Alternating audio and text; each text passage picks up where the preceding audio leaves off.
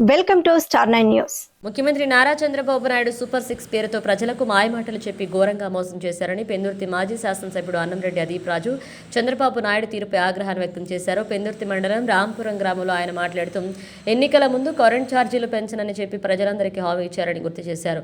ఎన్నికలైన తర్వాత ఇప్పుడు విద్యుత్ ఛార్జీలు పెంచడం బాధాకరమన్నారు. ప్రజలు ఈ విషయాన్ని గమనిస్తున్నారని, త్వరలో చంద్రబాబు నాయుడికి బుద్ధి చెప్పేందుకు సిద్ధమవుతున్నారని ఆగ్రహం వ్యక్తం చేశారు.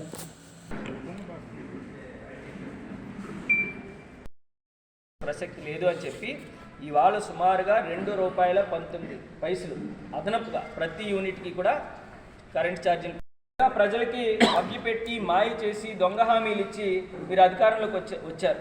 కనీసం అవి అలాగా నెరవేర్చలేదు. ఇంకా 6 నెలలు కూడా గడవక ముందే ₹2.19 విద్యుత్ ఛార్జీలు పెంచడం అంటున్నాడు.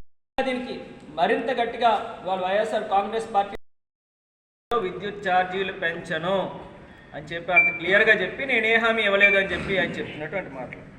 ఇవాళ మన విషయానికి వస్తే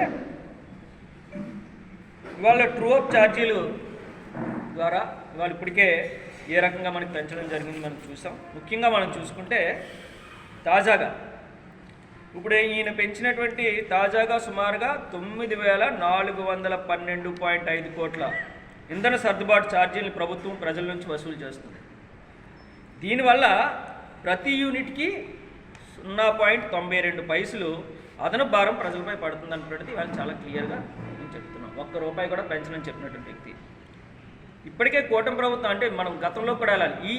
ఇది డిసెంబర్ ఎండింగ్ నుంచి జనవరి 1 నుంచి ఈ ఛార్జీలు పెంపు అన్నటువంటిది ఈ అదనపు భారం ₹92 యూనిట్కి అనేటువంటిది ప్రజల మీద పడుతుంది. కానీ ఇప్పటికే కూటమి ప్రభుత్వం వచ్చిన తర్వాత గతంలో